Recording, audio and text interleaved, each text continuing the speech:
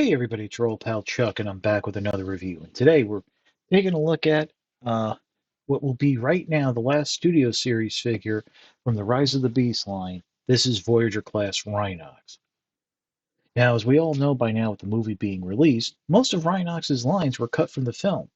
So this, Rhinox was a main character in Beast Wars and really didn't do much in Rise of the Beast. So that's a bit disappointing. But it is kind of cool that we actually got a mainline Voyager, the Studio Series Voyager, and the Weaponizer. So at least Rhinox was represented some in some extent. Now, from what I've seen, this looks very close to how Rhinox looked in the film, so that's very nice. One thing I don't know if I've mentioned is that in Rise of the Beast, they kind of went with um, giant robot-sized animals instead of the animals shrinking down. And I think that worked better with them interacting with the Autobots. There's really not much going on here in uh, uh, Robo Rhinoceros mode. The mouth can open and close, but on mine it's a little bit loose once you get it past a certain point. And of course, the tail can pivot. You have some articulation here in the legs and the feet, which are all is part of robot mode. The legs are kind of limited, and I do appreciate how they do come in like that to try and close up some of the gappage, which you do have underneath here. Other than that, it's a really neat figure. And of course, how can you complain when it has a giant missile pack on its back? Or is that just the spike end of his hammer? Or both? Well, you can just remove that, and if you just unpeg it and snap it into place, it's a hammer. So for those of you who are waiting for the hammer to fall, you can do that. You know, history won't really care at all. I know some of you will get that. But that's really about it for the rhinoceros mode. I do appreciate that there is a very slight detail of green to the eyes, which is a carryover from the original toy and the, look of Rhinox. So we'll pause and then we'll get into the transformation is fairly simple. And there are a couple nice bits here and there, with the legs and how the chest comes together. And he doesn't really get that much bigger. So the first thing you want to do is come around to the back here is unpeg this back panel. Just flip it up and get it out of the way. It is on a double hinge, so there is that. As you can see, it kind of sandwiches down. Pegs in there, and there's two slots over the legs. To be honest, when you're going into Rhino mode, you're kind of flying blind. So if you can get these two pegs here, I think on the back of the legs, on the haunches, I think you'll work out pretty fine. So just go ahead right now and just move it up out of the way, flip the tail up. The next step you want to do is just straighten out the legs. And the way you're going to do that is there's a double joint here, and there's a little gap right there. You're going to snap that into place over that little bar, and that'll help form the robot legs. Turning it over, you want to push these soft panels in. I really don't know what that does, but you also want to come down and there are panels here on the shins that will pop forward. Don't feel bad if you forget that. I do. And if it hasn't already, just naturally unpeg the waist flap, the crotch flap from right there. And then you have the lower half of the robot, the Rhino robot done. Next, what you want to do is come into the side here, and you're going to uh, pop out the shoulders and bring them back on that double hinge. You can adjust the shoulder panels, but I'll be very honest, I actually have a problem with mine that they like to pop off the hinge. They're just friction jointed in, so there is that. But just pop them up and give yourself a little space. Now that you've done that, you want to come in here and unpeg the uh, Rhino head from the collar of the robot mode right there, and then come around and open up this back panel. Now, there's a few things you have to do here. And one of the first things is you need to make sure that you actually fold that collar piece down. The next step is you want to open up the Rhino head so you can flip the horn in. Now, you want to make sure that the horn goes in through that hole that leads down into the neck. If you don't do that, it's not going to close up properly. Then you want to make sure you fold it down on that hinge right there, and then collapse it down all the way. And while you do, before you do that, just you can go ahead and flip out those little side horns right there, and then go ahead and close up this back panel. It'll snap back into place. At this point, you can take this, what was this, the rear haunch here, and tab it into that back panel there and fold up the tail. Coming back around to the front, let's deal with the arms now. You want to turn the rhino feet so the toes are facing away from the center of the figure. Next, what you want to do is you want to rotate the arms around so that the spikes are facing outward, and and gives you access to the uh, uh, elbow joint. And of course, I rotated the rhino feet before I should have. So after you rotate the forearms around to reveal the elbow joints, rotate the rhino feet so the toes are facing away from the figure. And then what you want to do is open up that panel, rotate it around so the robot fist comes out. Go ahead, close up that panel, and rotate the robot fist around so it's facing upright. Do it again on this side. Same thing here, just like so. And like that. Bring the arms down. Angle them out slightly just to give yourself a little wiggle room to maneuver so your hands don't crash into everything. First thing you want to do is grab the top part of what is going to be the robot mode chest and fold it out like that. And then you want to come in and fold these side panels out.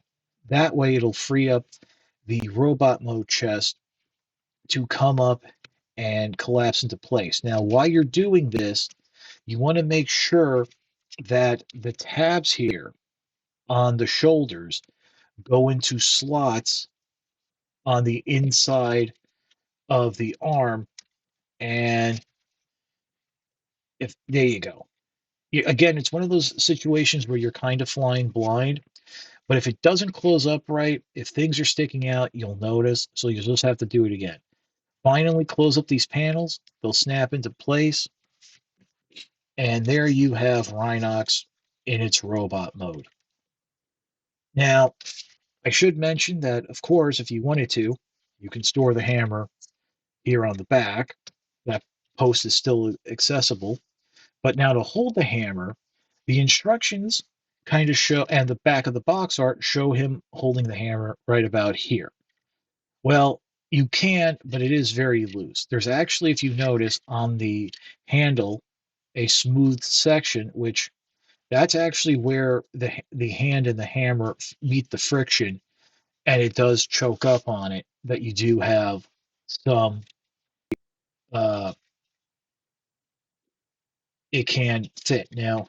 Can we do a two-handed hold? Uh, Kinda. It's a little. Let me push it down more. Push down on the hammer some more. You're hitting that tab right there for the.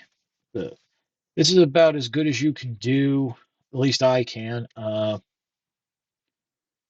So yeah, I mean, you do have so I mean, it is a very nice hammer. You do have a lot of. You can if you want it a little lower. I'm sure you can play with it. Right off. By the way, I also want to mention, as I mentioned in the Rhino mode, you do have some green there in the eyes. So again, a carryover from the original character design. But this is a really nice figure. As you can see, you do have a lot of universal joints in the arms there, rotation at the fist. You have a waist swivel. It's a ball joint in the head, a little limited, but you can get some waggle out of it. Obviously, with my big fingers, it's kind of hard to get in there.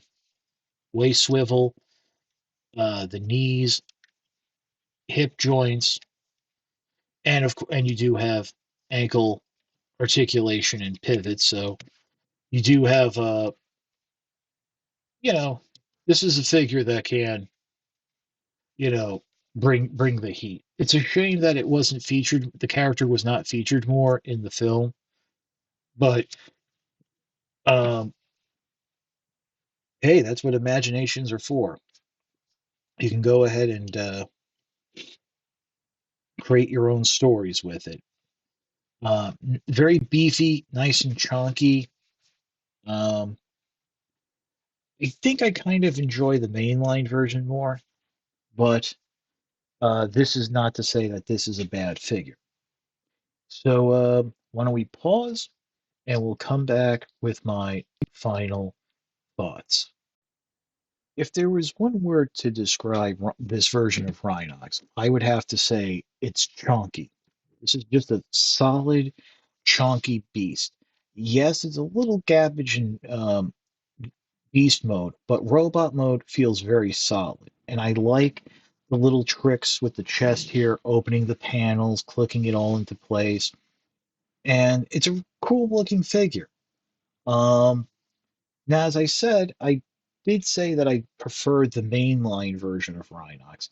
And for me, I think that's because that was a generation style of the original Beast Wars Rhinox that was fairly easy to transform and enjoyable, uh, unlike, say, the Kingdom and the Thrilling 30 releases that did have problems with the design in terms of looseness in the joints, uh, and then the transformation being overly complicated. What is nice is that this Studio Series version and that mainline release, as I've mentioned in the review of the mainline release, are fairly straightforward to transform, and I would find a little more enjoyable. So if you want a movie style Rhinox that looks more like that original Beast Wars design, that mainline release, which you might still be able to find in stores, is the way to go since it does come with the dual chain guns of Doom. But if you want that direct movie representation, then definitely this release is the way to go since it's much closer to that movie design. And unlike, say, Mirage or Score or to a lesser extent Nightbird, I don't see them 5, 10 years down the road, if we're all still here, them doing another go around at Rhinox to try to make it that much more movie accurate. So I think, for lack of a better term, this is it. And really, that's it for the review. If you like this review, like, comment, and subscribe. I will always appreciate the views, but the likes, comments, and subscriptions help to communicate through YouTube through their algorithms that my channel should be exalted and held upon high. If you want to make the ultimate sign of support, I do have a Patreon. It is www.patreon.com/chuckdog1999. All I ask for is $1 a month or $12 a year. No thrills, no tears, no special rewards. All you're doing is helping me help you to help me help you bring figures like this to you. But with all that being said, I know it is the holidays. I know money's a little tight now. So as I always say, why I do appreciate the giving in the season of giving, worry about your family first and others. I'll be fine. I'll be here popping out the reviews that you guys like, as I get to them. As I always say, Patreon is a cherry on top of an already generous Sunday. And that generous Sunday is you guys watching my videos for over 10 years now as we slowly climb in subscribers and really build a community around my style of review.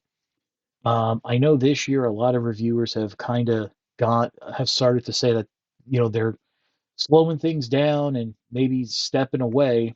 So I just want you to know that I'll be here. And to some of you guys who've come from those channels, welcome, and I hope you enjoy.